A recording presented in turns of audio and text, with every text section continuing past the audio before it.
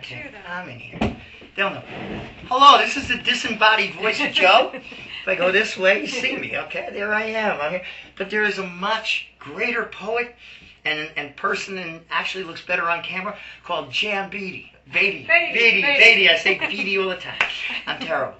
And Jan is going to read to us from Blood Sugar. It's going to read to us Red Sugar. I keep calling He doesn't it Blood know my Sugar. name or the name of the book. They know this already. I'm famous for this. I don't know my own name on the show. One night I was on here, they know that. All right, I love your work. You know, I assigned Bone Shaker in the class. So why don't we start off with a poem? You just read a poem, and then we'll take it from there.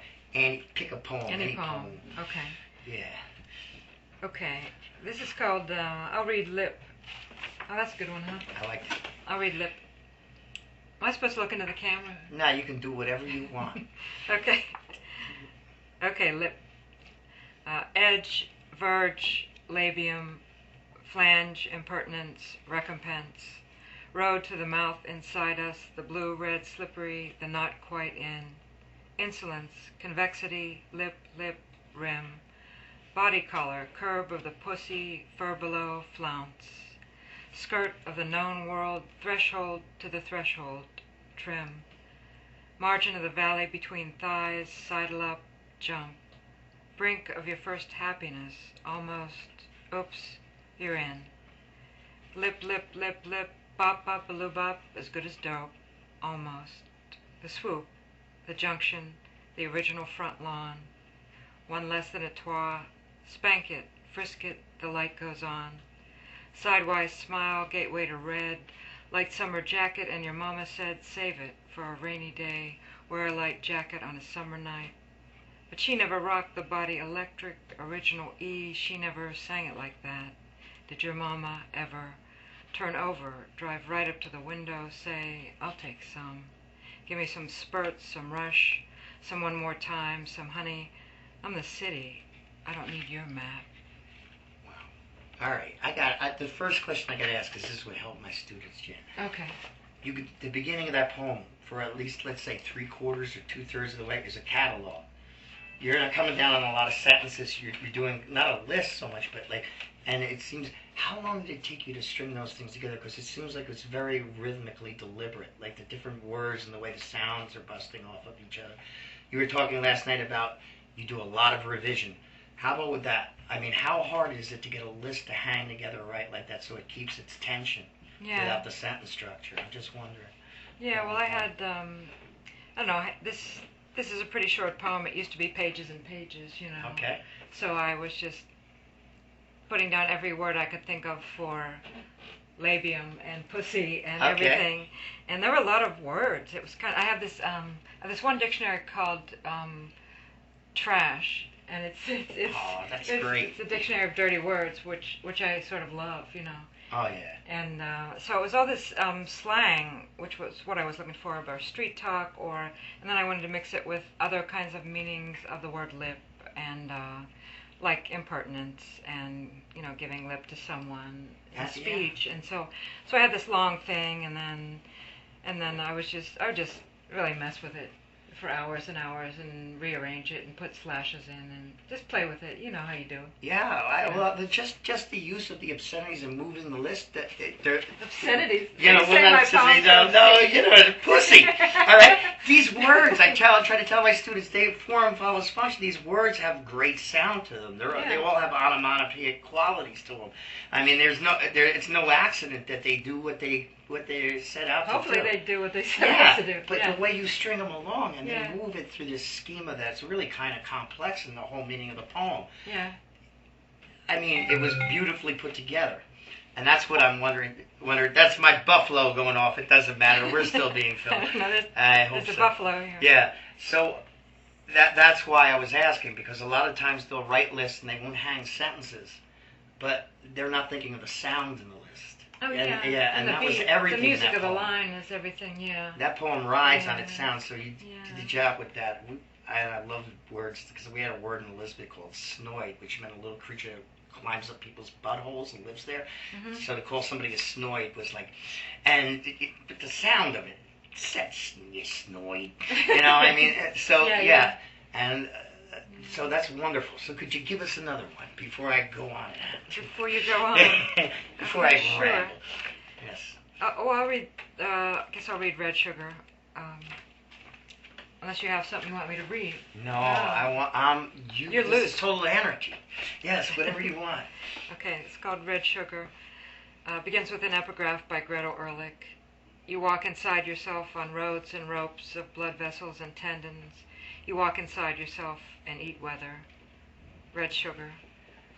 When I was young, I was a comet with an unending shimmering tail, and I flew over the brokenness below that was my life. I didn't know until I was 12 that we carry other bodies inside us. Not babies, but bodies of blood that speak to us in plutonic languages of pith and serum. When I was 6, there was a man in the woods, naked. I didn't know him, but I knew he was a wrong kind of man, so I ran. With my inside body, I see his skinny white bones and curled mouth. He looks like sickness, and it's the body inside me that's running. My red sugar body that shows me the brutal road to love. The one good man, the one song I can keep as mine. I heard it once when I was waitressing. Something made me turn my head, made me swivel to look at a woman across the room. Wasn't even my station, but the red sugar said, go. When I saw her up close, I knew she was blood. I can't explain this. I only met my mother once.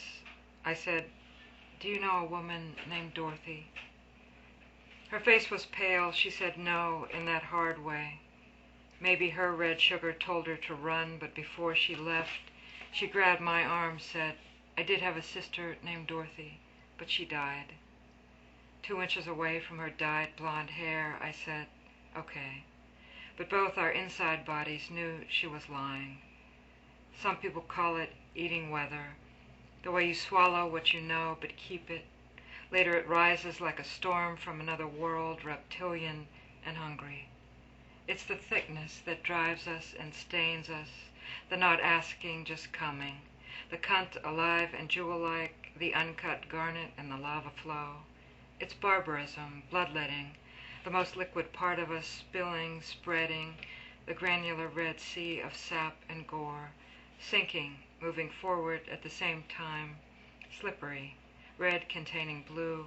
It's the sweet, deep inside of the body. Wow.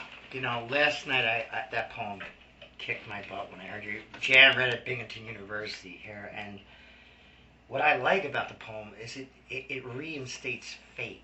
Because, I mean, this is an age where people think they got hundreds of choices. Right. And that they pretty much can make their life any way they want. Yeah, but good that luck poem with saying that. the blood will out. And there's certain things just beyond any kind of like reasoning and choices. Yeah. You know, this lady's blood. I know it. And you can't, and it's unassailable. Is this part of the premise of your book with the red sugar and with the blood? What? You know, I mean, I don't. What made you choose that title? Because I think it's a great title. So just. Thanks. What is? Yeah, I mean, red sugar is blood, you know, and it is supposed to be about this, you know, what codes us, what defines us, what drives us from the inside out. Like you said, it's, you know, when was the last time you tried to control anything, and how did that work out for you? Exactly. You know, it just doesn't work, so just forget about it. But, you know, but it's about that force that makes you cross the room and talk to somebody, and I sort of love that, and I wait for that, you know, I'm like, give me some more of that, and I love those moments when you feel like, if I don't do this, I'm not going to be able to get up tomorrow. I'm going to go talk to this person. Yeah, you got to do it. I love that, you know. Whether it's starting a fight or kissing somebody or whatever it is, you got to do it. It's really not like a choice. It's like some kind of angel comes down and says, go forth, and you just, okay. It's like you heard it, and Well, those are the kind of angels I'd like. I mean, I don't know if, you know, I don't believe in the traditional ones, but those kind I'll take. You know? Yeah, well, I'll tell you, because I think they've been warped by the sentimentality. They have been warped. Because those angels in the blood are pretty ferocious. I mean, they just basically, and those moments. Now, have you ever disobeyed a moment like that to your regret, like where? Oh yeah, hell yeah, haven't you? Yeah. Yeah, hell Lots of times, something told me, get out of here. Yeah. Or something told me, right from the beginning, this thing's doomed. Yeah, oh, yeah, that's a good one. My dad always, he insisted, Franklin Delano Roosevelt always said, I do not want war, you do not want war, and so I declare war. I mean, my brother tried to tell me he didn't say that. We even got him the record of Pearl Harbor siege because they doctored that record. But now I look at it, that's pretty much what happens. Like when you refuse that voice, when you refuse that, it's, hey, I know I shouldn't do this. Everything's telling me I shouldn't do it. I'll do it. And yeah, that instinct. So. Well, then, but that isn't that another kind of thing? Like I have a lot of those moments where I feel like I shouldn't do this, but I want to do this. Yeah. That's kind of another thing. But I guess I'm talking about I have to do this. You have to. It's not a choice. Yeah, I That's have to what I'm do saying. this. It takes you out of the realm of choice, right? It's Yeah. not like you're. Wow. Give us another one. Lay another sure, flavor sure. on us. I would love to hear another one. Another flavor. Yeah. What flavor do you want? I'll take coffee, anything with high caffeine, because I'm so calm. It's like Okay. I need something to juice me up. I don't think you do. All right. I don't think you do, but I'll read. They'll be so grateful my big head's not in there. By the way, the My whole big audience head thanks is you. there. You don't have a big head. Okay, go ahead. Okay. I'll read The Day I Stripped. The day I stripped down to nothing. His tongue wormy in my throat. It was my first visit, and my gynecologist grabbed my sweetness, said, "Don't tell anyone." His apey arms still covering me, I popped back outside to my friend Craig in his blue Impala. I didn't have a car, and I remember what I was wearing, a green and white checkered girly shirt, bright, lively. And he said, "How'd it go?" "Fine," I said, and we headed home. 51 South around Maytide, and I had to pee. So we stopped at Joey Carbone's cocktail lounge, really a low-level strip joint. And when I wandered the brown hallways in my suburban belted coat, one of the girls popped her head out of a doorway like a badass Gidget and said dirty loud, "You the new dancer?" And for a second, I was that wild and flexible, and could she see the stripper in me? The doctor's squirmy tongue was still licking. I wanted to be what she needed, and now I was qualified. Something had happened to her, I bet. No one gets to look so hard, so young, unless... I said, "No, I'm looking for the bathroom." "Jesus Christ," she said, "where the hell is she?" and popped back to her cave. Years later, when they closed, and the strippers went down the street to Stiffies and their Johns, or back to being stay-at-home moms, the workers were stripping the paint from the joint's marquee and quit one day after half the name.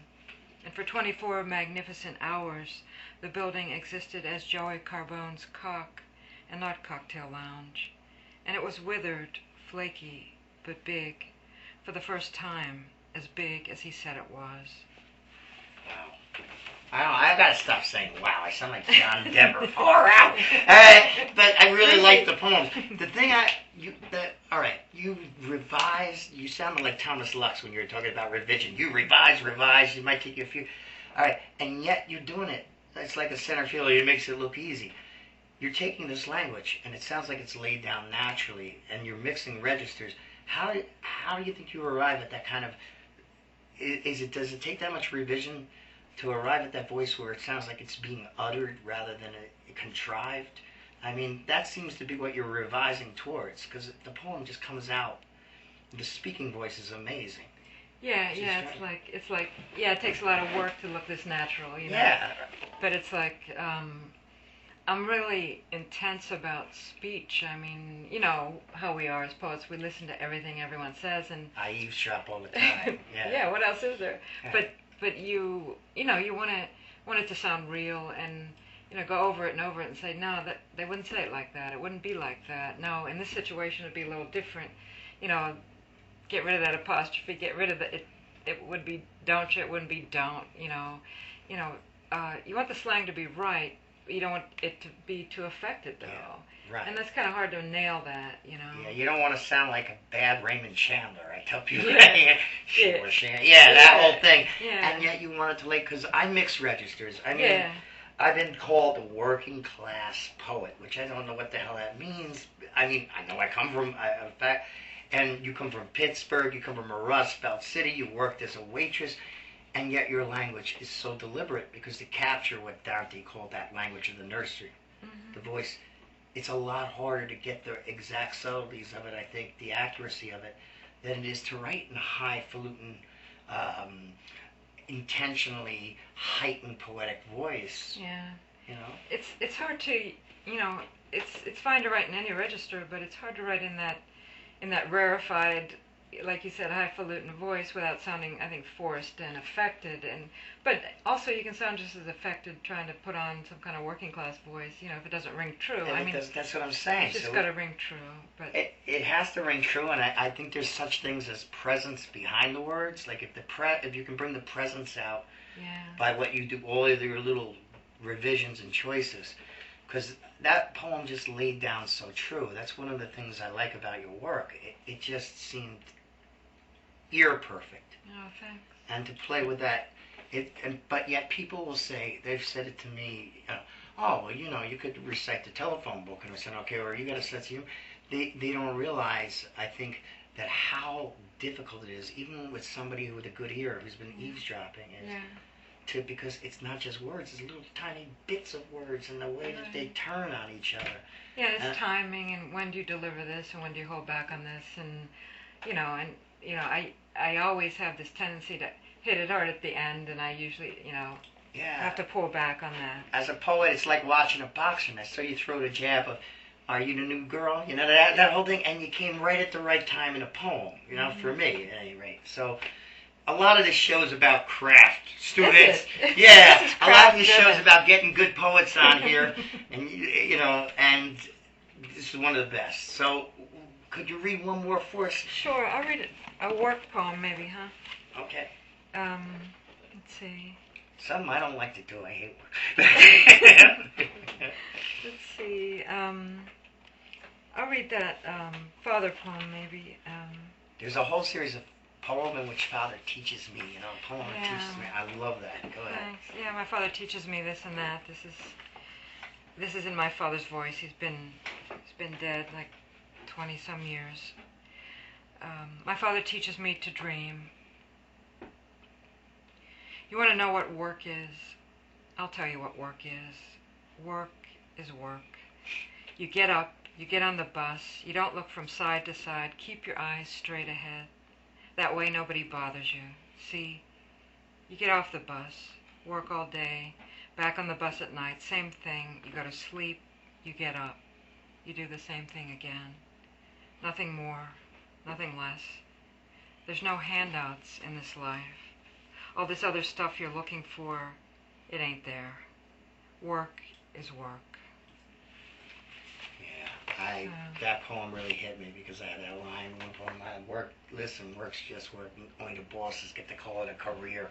And there's one poem, and I knew guys that worked at 12 Tate where I worked, where one guy, his best friend at work died. And he looked, and when he was at the wake, he was looking at it and he says, "It doesn't look like his face." I go, "Well, why?" And he goes, "Well, we worked together side by side, and we went to the bar every morning because they'd go after the shift. But we just sit like this, and we don't look at each other." Yeah. It's that whole idea, just keep your nose straight. Yeah. Don't cause any trouble. That's right. Get your shit done. Don't ask and that's any it. questions. Just keep your head down. And these are amazing poems. I would suggest to all of you that you go out and get Red Sugar, that you get Bone Shaker, that you buy these books, and especially the students who have some idea of an poem in their head and aren't listening to the language on the hoof, the language that's out there. I told you, go to diners, eavesdrop on people. That's right, but first get Joe's poem. The real shit. This is the real shit. Okay, so we're gonna end this post. Jan Beatty. I do this. I can't. I'm sorry.